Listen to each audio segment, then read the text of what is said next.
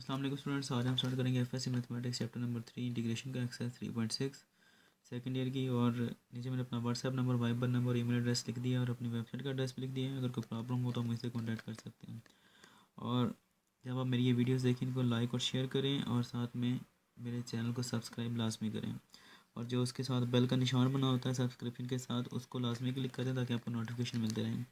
आज हम स्टार्ट करेंगे, क्वेश्चन नंबर 16 है। फंक्शन दिया गया इंटीग्रेट करने के लिए 0 to π/6 cos cube theta into d theta आ जाता है हमारे पास। अब ये cos क्यूब है, इसकी पावर को पहले रिजॉल्व कर लेते हैं ताकि सॉल्व करने में ईजी हो। तो हम इसको लिख सकते हैं cos square theta into cos theta into d theta लिख लेते हैं। अब ये स्क्वायर आ रहा है हमारे पास cos स्क्वायर, क्योंकि cos का डायरेक्ट कोई फार्मूला नहीं है इस तरह, तो हम इसको मज़ीद आगे इसके ऊपर फार्मूला अप्लाई करके इसको ईजी कर लेते हैं। 1 माइनस साइन स्क्वायर थीटा, ये आपको याद होगा कि ये किस तरह आता है।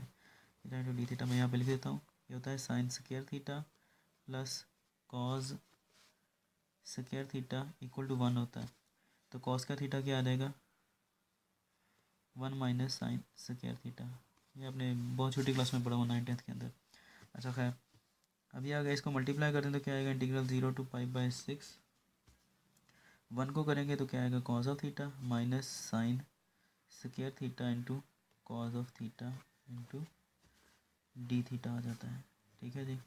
अब उसके बाद इंटीग्रल 0 to π/6 को अलग अलग कर लें, cos of theta d theta minus integral 0 to π/6 sine square theta into cos of theta d theta. क्यों किया अभी आपको पता चल जाएगा।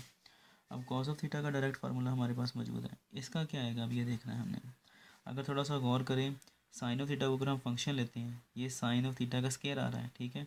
साइन ऑफ थीटा का डेरिवेटिव जो होता है वो कॉस ऑफ थीटा होता है, तो फंक्शन का आगे डेरिवेटिव मौजूद है। तो हम क्या करते हैं, अगर ऐसा हो पावर के अंदर एक ऐड और उसी से डिवाइड कर देते हैं, ठीक है। तो ये वही फार्मूला हमने अप्लाई करना है इसके ऊपर। क्या हम कह लेते हैं एफ ऑफ एक्स जो है हमारे पास वो साइन ऑफ एक्स है, और जब इसका डेरिवेटिव लेते हैं हम तो क्या आएगा, कॉस ऑफ एक्स आएगा। एक्स कह लो या थीटा कह लो, ठीक है। यहाँ पर एफ ऑफ थीटा लिखेंगे, ठीक है। F of theta d theta आ जाएगा। अब ये साइन का अगर डेरिवेटिव मौजूद है तो पावर में हम क्या करेंगे, एक ऐड और उसी से डिवाइड।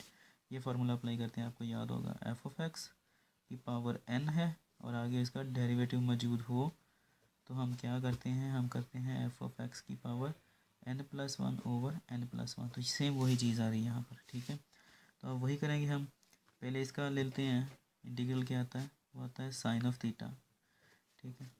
0 to π/6 आ गया माइनस, अब ये इसकी आगे मौजूद है तो क्या करेंगे, साइन स्क्वायर साइन 2 + 1 आ जाएगा, तो क्या आएगा, साइन क्यूब आ जाएगा। 2 + 1 पावर में एक ऐड किया है ना, ओवर 3 0 to π/6। अब लिमिट अप्लाई कर दें, क्या आएगी, sine of upper limit minus sine of lower limit. फिर ये वाला माइनस 1/3 ये बाहर आ गया, लिमिट इसके ऊपर अप्लाई होगी फंक्शन के ऊपर, तो क्या आएगा, साइन अब π/6 इसकी पावर क्या आ जाएगी, 3। ये साइन क्यूब था तो इसकी पावर आ गई इसकी, माइनस साइन ऑफ 0 आ जाएगा उसका भी क्यूब।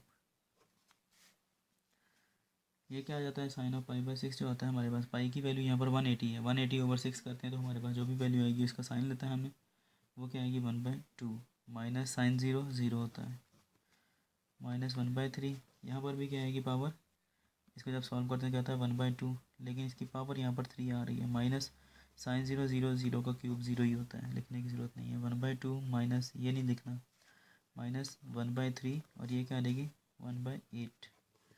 अब क्या आएगा 1/2 माइनस 8 3 24 होते हैं, ये आ जाएगा। अब इसका एलसीएम ले लेते हैं 24, तो ये क्या आएगा 12 माइनस 1 और वो क्या होगा 11/24।